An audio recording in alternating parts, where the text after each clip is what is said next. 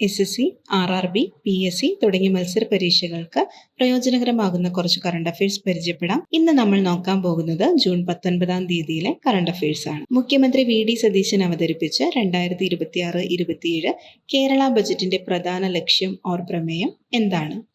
പുതുയുഗ കേരളം. നല്ല ഭരണവും കാരുണ്യവും എന്നതാണ് ഇതിന്റെ മുഖ്യ പ്രമേയം.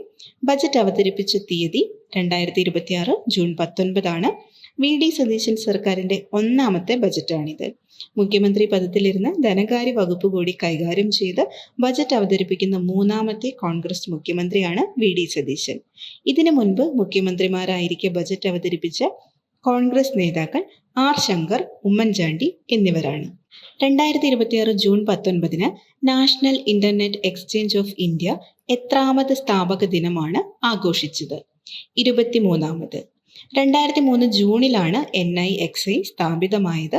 വിവിധ ഇന്റർനെറ്റ് സേവനദാതാക്കൾക്കിടയിൽ ആഭ്യന്തര ഇന്റർനെറ്റ് ട്രാഫിക് കൈമാറുന്നത് ഇത് എളുപ്പമാക്കും. 2026-2035 കാലയളവിലേക്ക് അന്താരാഷ്ട്ര സമുദ്ര നിയമ ട്രിബ്യൂണലിന്റെ ജഡ്ജിയായി തിരഞ്ഞെടുക്കപ്പെട്ട ഇന്ത്യൻ നിയമവിദഗ്ധൻ ആര്? ബിമലൻ പട്ടേൽ. ന്യൂയോർക്കിലെ ഐക്യരാഷ്ട്രസഭയിൽ നടന്ന UN അംഗരാജ്യങ്ങളുടെ 36ാമത് യോഗത്തിലാണ് ബിമലൻ പട്ടേൽ തിരഞ്ഞെടുക്കപ്പെട്ടത്.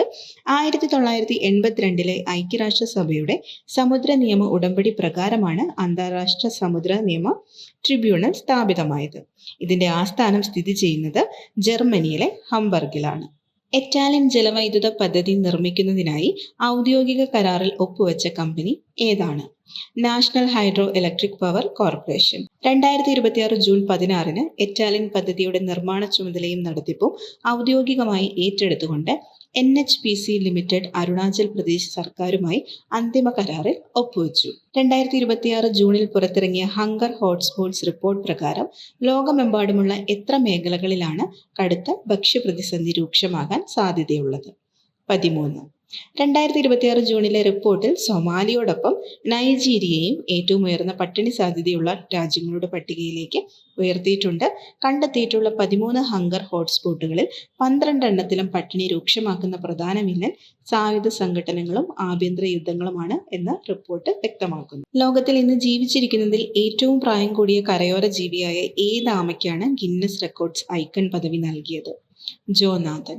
സെന്റ് ഹെലേന ദ്വീപിൽ ജീവിക്കുന്ന 194 വയസ്സുള്ള ജോനാഥൻ എന്ന ഭീമൻ ആമയ്ക്കാണ് ഗിന്നസ് ലോക റെക്കോർഡ്സ് ഐക്കൺ പദവി നൽകി ആദരിച്ചത്.